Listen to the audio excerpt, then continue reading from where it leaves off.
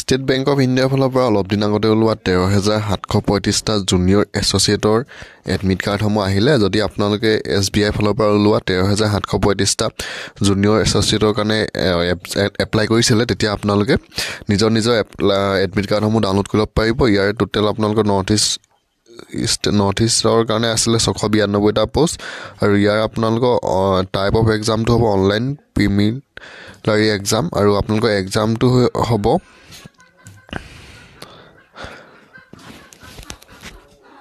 22, 27, 28 ফেব্ৰুৱাৰী আৰু 1 মাৰ্চ।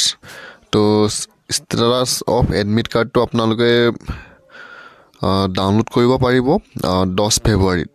আৰু আপোনালোকৰ যোনসকলে আবেদন কৰিছিলে SBI যোনটো অফিচিয়েল ৱেবছাইট আছে, সেই ৱেবছাইটটোত গৈ আপোনালোকে আপোনাৰ অনলাইন এপ্লাই কৰোঁতে যোনটো ৰেজিষ্ট্ৰেশ্যন নাম্বাৰ পাইছিলে, সেই ৰেজিষ্ট্ৰেশ্যন নাম্বাৰ আৰু পাছপৰ্টটো দি আপোনালোকে নিজৰ এডমিট কাৰ্ডসমূহ ডাউনলোড কৰি ল'ব পাৰিব।